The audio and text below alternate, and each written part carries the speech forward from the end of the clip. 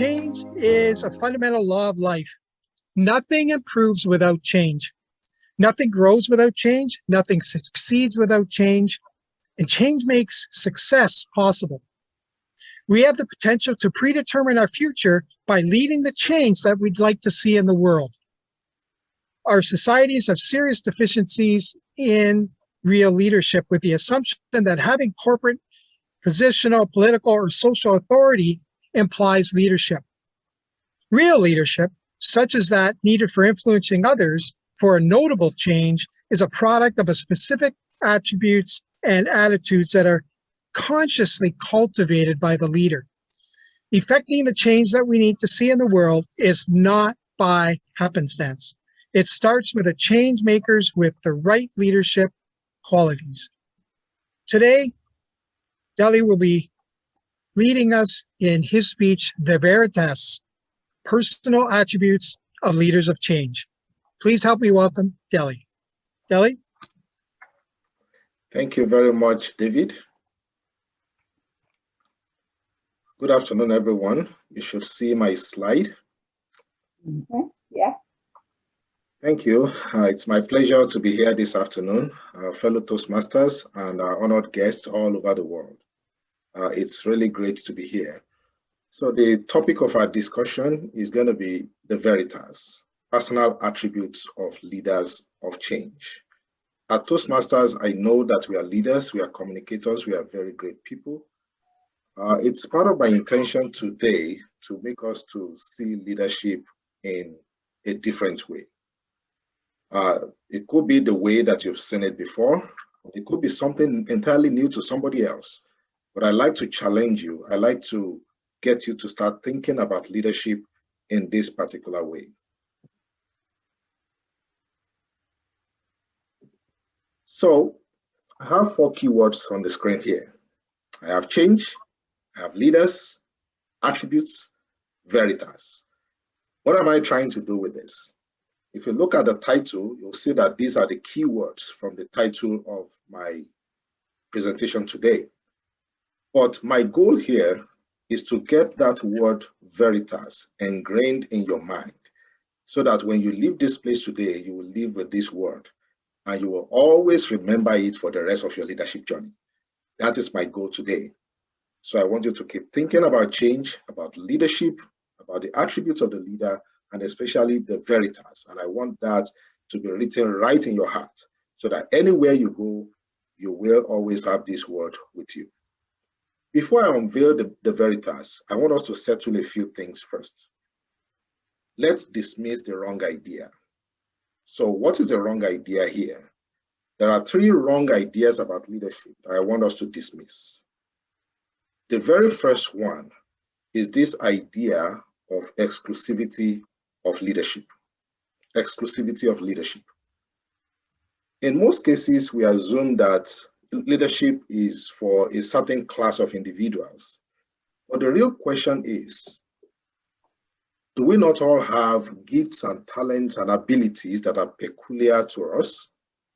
When we begin to develop those gifts and talents and abilities, we find within us those latent things that we could do.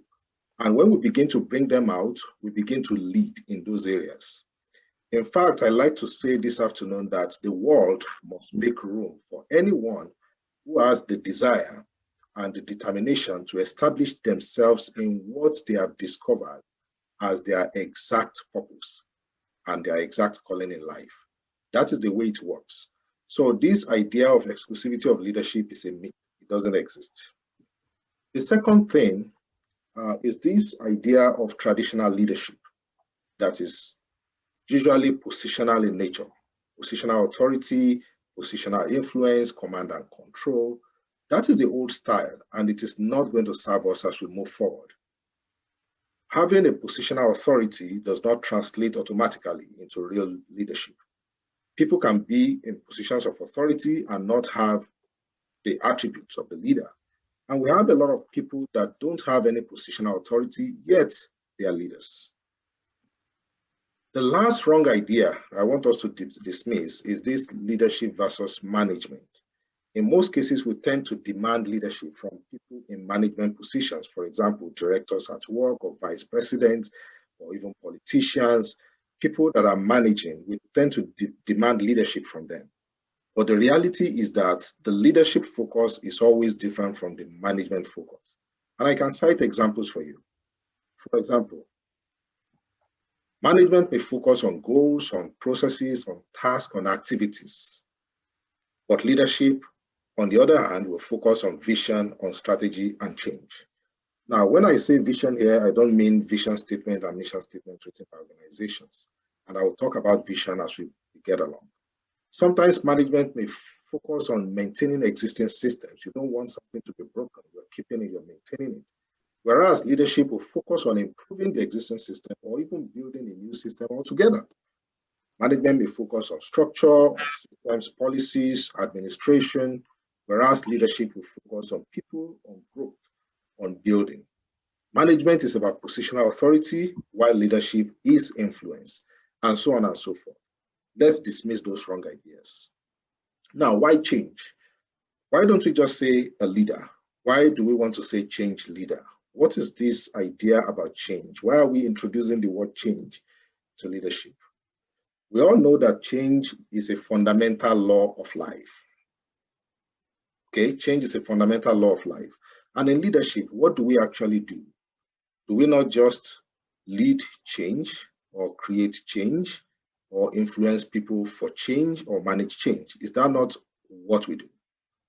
Now, let me give you an example from nature. We all know steel, the common steel. It could be stainless steel or mild steel or tool steel, whatever kind of steel it is. Steel that we use in construction, making utensils, machinery, and so on and so forth. Steel in its original form or in its natural state is not desirable. And what do I mean by that? Steel comes from iron ore. So iron ore is the natural state of steel. In order to get steel, we have to take the iron ore through several processes. We change it. We take it through several processes of change, and then we get the steel. So that means that steel, the desirable material in its natural state, is not desirable, but we have to change it to get something good out of it. Now, it is the same way if you pick the piece of steel and you expose it to weather, say, just put it under rain and sun, day in, day out. If you leave it for long enough, it will begin to rust. If you leave it for enough number of years, it will completely rust. Now, what is steel trying to do? Steel is trying to return back to the natural state.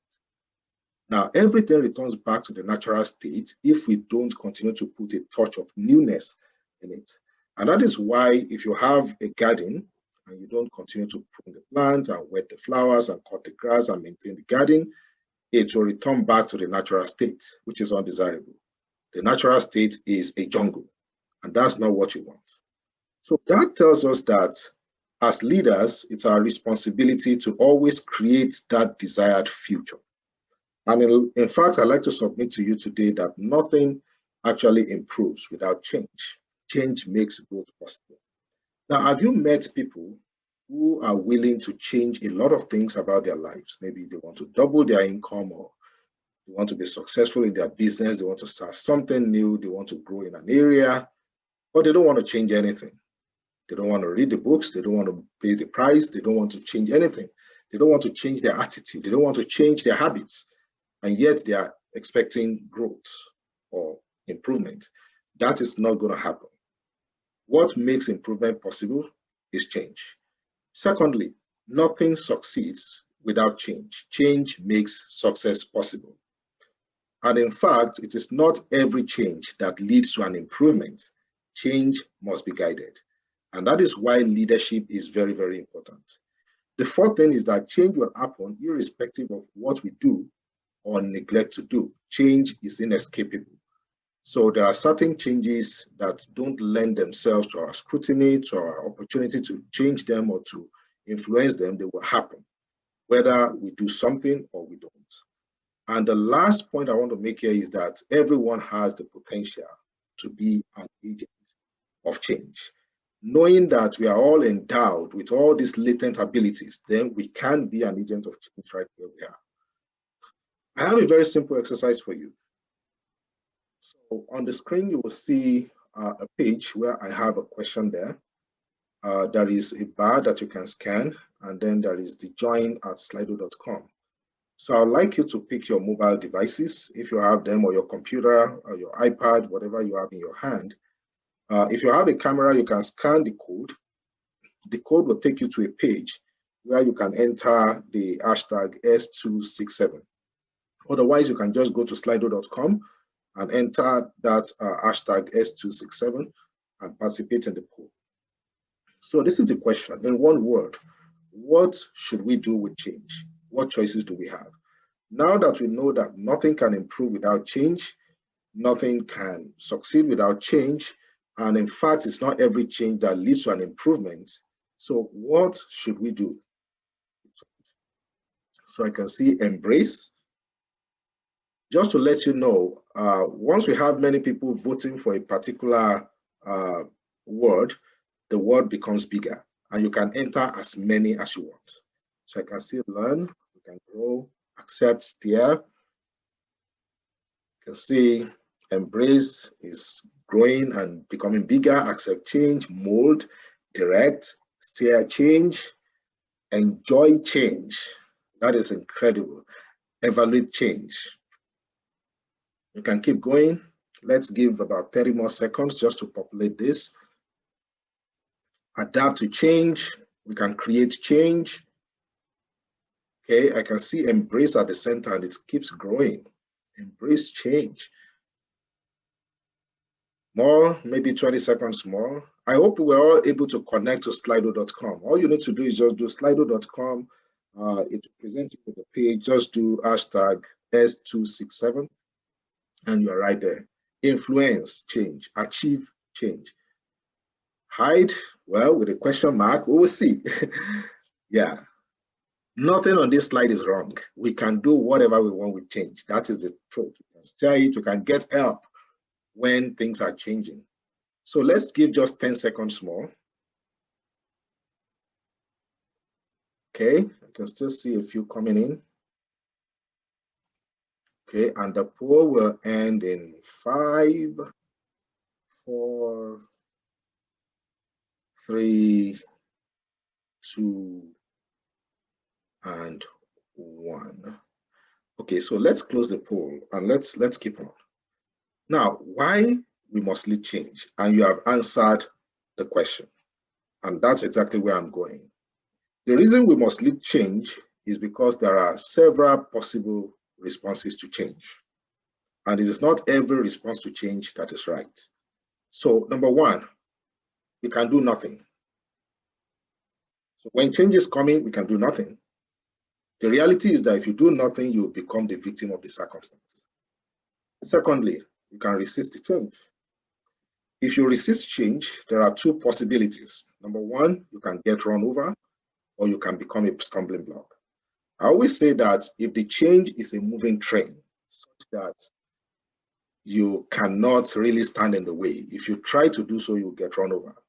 But if you are so influential and you have enough power to actually resist a change, if the change is good for everybody, you become a stumbling block.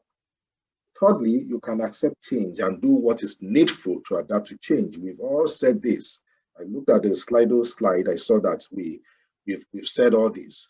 Now, these first three responses are responses to the change when change is inevitable. In many cases, this change is not in our hands. We don't have enough power to really do much than to adapt to the change. So the first two responses will not be desirable, but the third one will be. Number four, we can plan for, we can manage, control, or even change the change to achieve a desired outcome. And that is when change can be changed, or can be managed, or can be controlled. And lastly, we can create the change that we need to see in the world. So we must live deliberately, we must dare to lead change, embrace change, and create the needed change in the world. So now let's go back to our idea of combining change and leadership. So why change leadership now? Is it not clear that the responsibility of a leader is to create change, lead change, and to influence people for change? Is that not what a leader is called to do? And I like to quote Dr. Miles Monroe at this point. He said that the most matured act on earth is to initiate change. A leader is a leader because they initiate change. If you want to be a leader, you have to be a person who initiates change. That is the hallmark of leadership. Anywhere you are, what change are you bringing? Are you creating the change? Are you leading the change? Are you influencing other people for positive change in your respective areas? That is a question that I want to leave you with. Now, I have a roll call. We have people in positions of authority who have no clue how to create change, lead change, or influence people for change. So that's a category of people on one side. People that have power, they can make things happen, but they don't know how to initiate change. On the other hand, we have people who are willing to lead change, who are enthusiasts. They want to do it. They are trying, they are learning, but they are yet to develop the skills that they need for success. And that leads me to what I call the change leader wheel. So I did a little bit of research and I came up with this wheel. So let's call this wheel the successful change leader. In fact, a typical wheel will have three major parts. We have the rim, which is, in this case, I'm representing with a successful change leader. We have the spokes of the wheel, and then we have the hub. So the hub is the center of the wheel through which the wheel connects to an axle or a shaft. The spokes provide strength to the wheel. If the spoke is missing, you either don't have a wheel or you have a wheel that is not strong. So if you put the spokes in the right way, in the right order, and they have the right strength, they create support for the wheel. Okay. So using this analogy, I will unveil the Veritas to you. So let's talk about the Veritas. Veritas means truth. And at this point, I'd like us to discuss some truths about leadership. And before we go on, I want to say that leadership development is like a continuum. So everyone is at different stage in the journey. As we begin to expose ourselves to more knowledge, more facts, we begin to act based on what we know.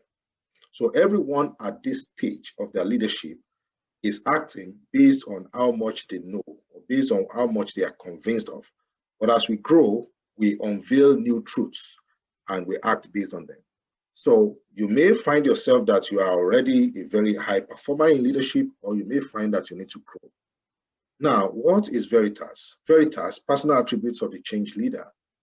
They are the set of attributes that define the leader. So my finding is that anyone that really wants to be successful in their journey in leadership should embrace Veritas. So Veritas is basically just an acronym. Let's spend about a minute or two just looking at each one of these. Vision is number one. Now, when we say vision, earlier I did mention that some organizations publish vision statement and mission statement. It is not the same as vision in leadership. Vision is about creating a mental picture of where you're going. A leader should know where we are going.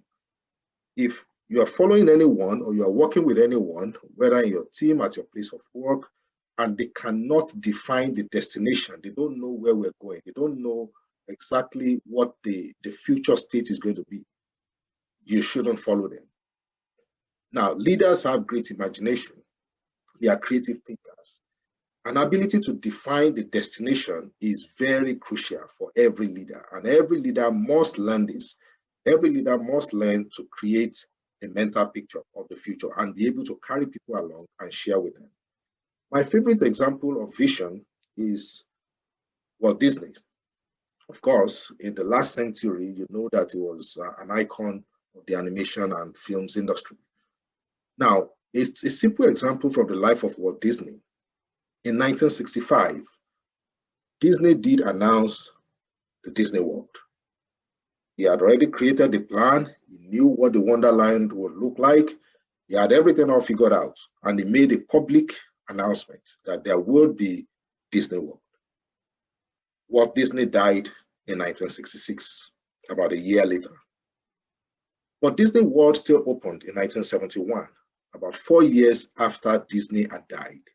So what happened there?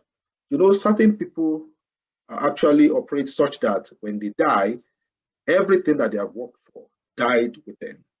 That is not an hallmark of leadership. If you are a leader, you should be willing to commit yourself to something that will outlive you, something that is going to be a legacy. Now, 1971 till date is about 60 years now. What if I tell you that Disney World, the original template that Disney made, is still the same template for this Magic Kingdom all over the world today? Very great imagination. So visionary change leaders use their imagination. They have a definite and clear picture of the future. They are not confused about where we're going, and they are ready to take everybody along with them. And they are ready to dedicate their resources, their time, their efforts to seeing this vision come to reality. Number 2, emotional stability. And here I'm quoting myself. You can find many of my quotes on Goodreads. If you lack emotional maturity, your ability to go far in your journey to success in leadership is very limited. And I use the word very there because it's not just limited, it's very limited. So you may be a very talented individual. Say you are an erudite scholar, or you are a painter. You can paint like Picasso, or you can compose music like Beethoven. You can play basketball like Michael Jordan. It doesn't matter what you do. If you lack emotional stability, emotional maturity, your ability to succeed as a leader is very limited. That is the reality. Now, when you look at emotional stability or anything emotional, there are lots of science out there. We have emotional quotient, we have emotional intelligence, emotional this and that. Now, let's boil this down to just 3 simple things so that we can understand this very well. The first one is your self-concept and self-expression. In fact, the first skill of emotional stability or emotional intelligence is what we call emotional self-awareness. How you feel, how others feel. People that are emotionally stable are able to express themselves safely and in a sensitive manner, respecting other people's feelings and how they also feel, understanding the importance of controlling the outbursts of negative emotions. A typical example is that you cannot say that you woke up on the wrong side of the bed and then act based on that throughout your day when you have to interact with everybody. Everyone needs to control their emotion. And also understanding that both verbal or non-verbal emotional expressions have consequences. Number 2, relationships. Don't say, well, I don't need anybody to deliver what I'm doing. I'm good at it. I'll deliver it by myself. That doesn't work. Nobody achieves greatness all by themselves. Everybody gets help. Everybody works with people. So building bridges, looking after others, understanding the concept of win-win, building community.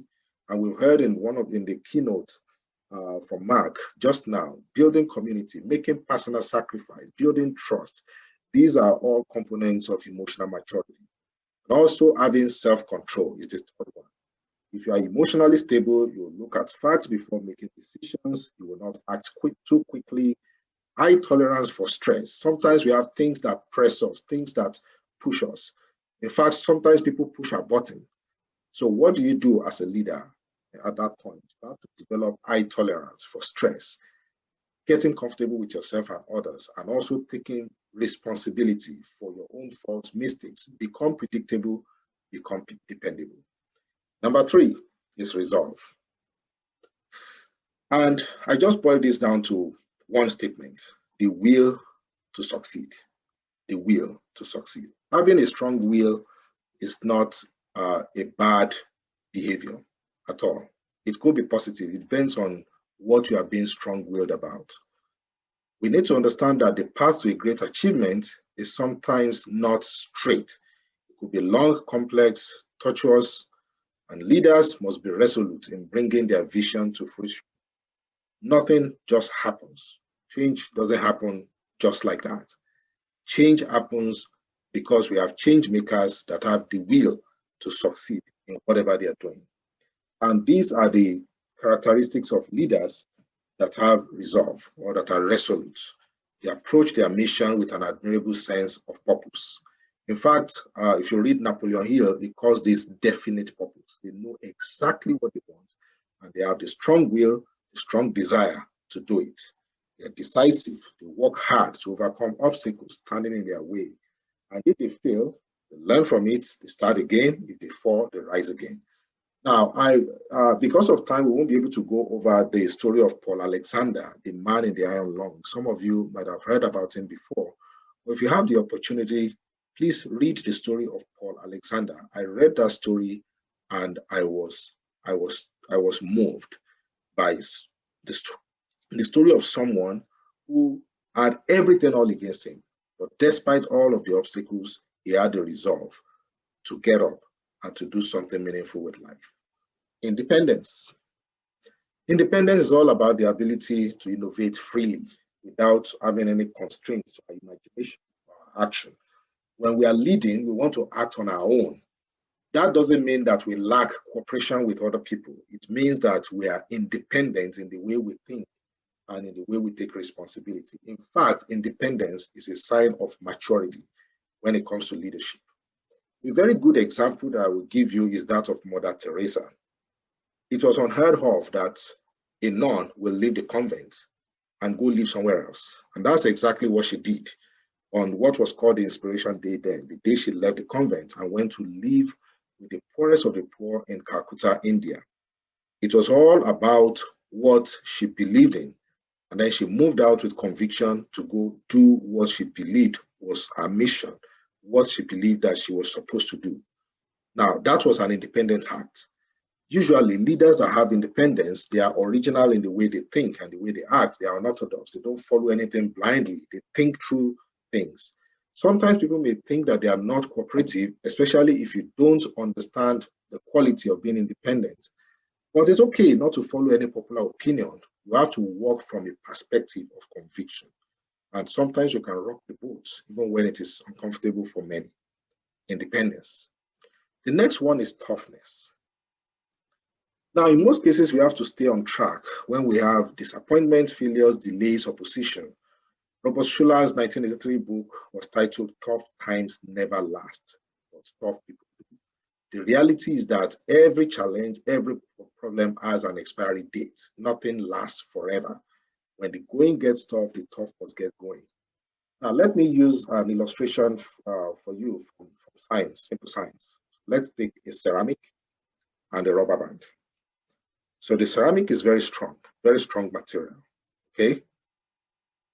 The ceramic is strong, but the problem with the ceramic is that it can crack or fracture under intense force.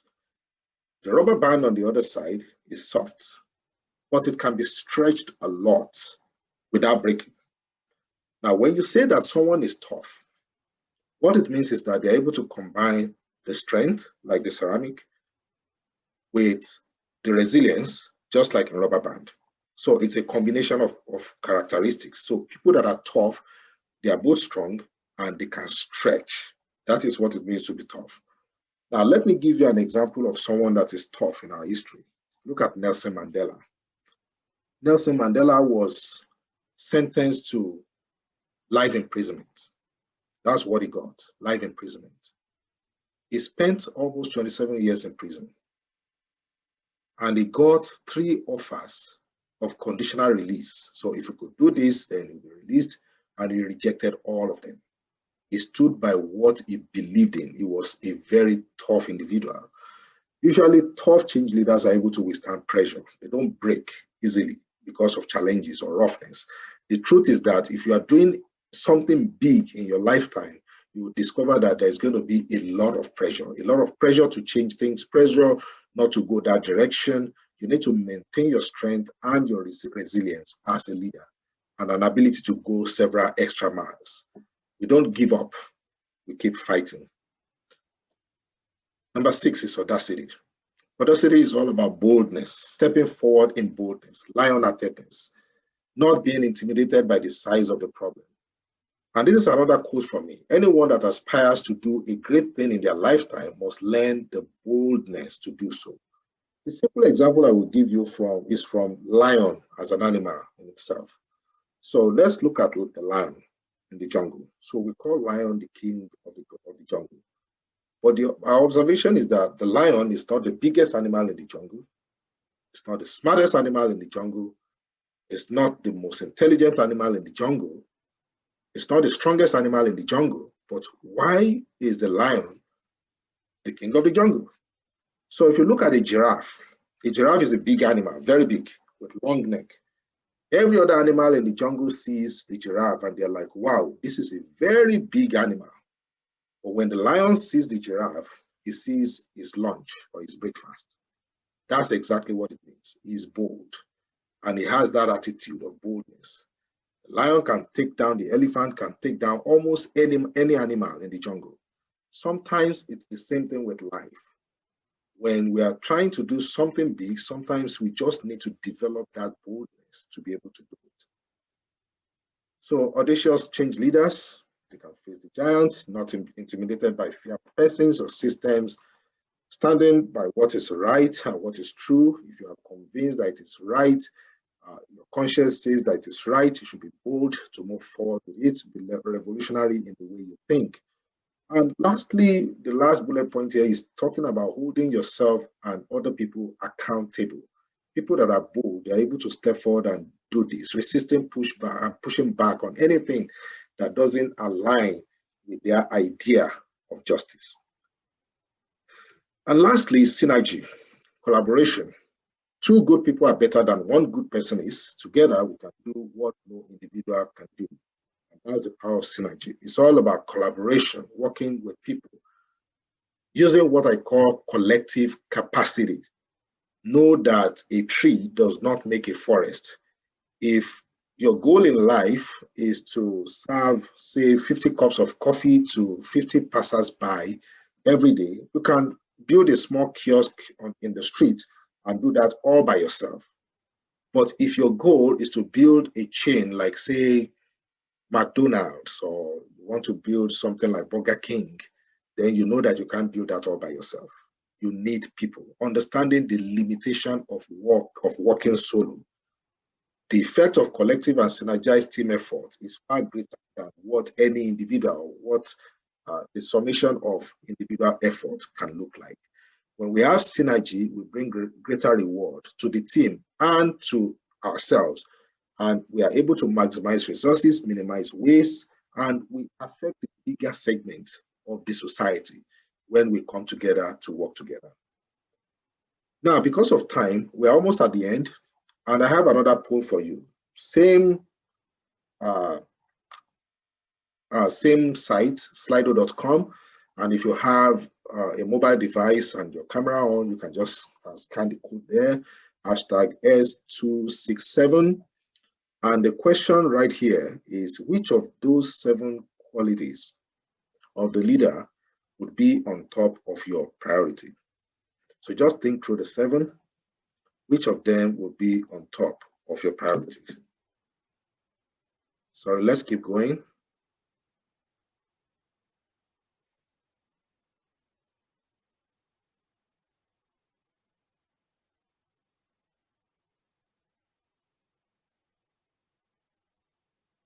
Just want to make sure that we see everyone.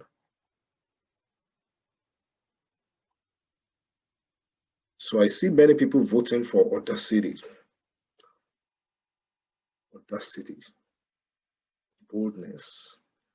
So I can see synergy, vision, toughness, independence. Well, it looks like all of us are very resolute. We have resolve, and we are all emotionally stable. We have 13 people that have participated so far. I think we have many more people on the call. Feel free to vote. Which of the qualities will be on the top of your priority to improve? Do we have more people?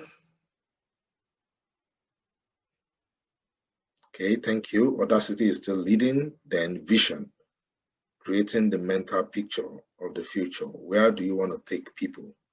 And where do you want to take yourself? In fact, those people anyone that will lead others should first of all lead themselves. What is the vision that you have for yourself?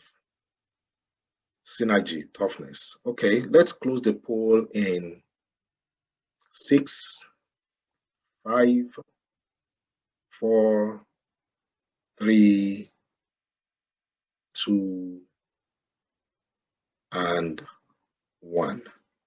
Thank you very much for everyone that participated.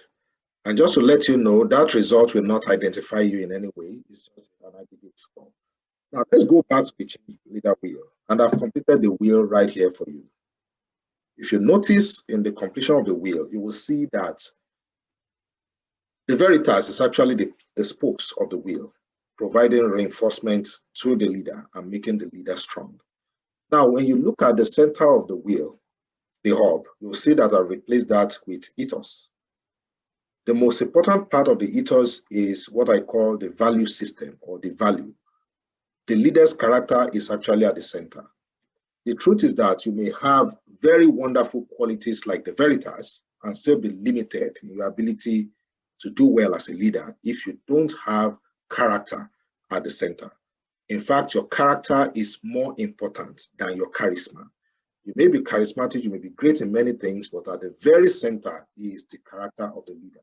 And because of time, we won't go through the ethos, and we can deal with that next time that we meet.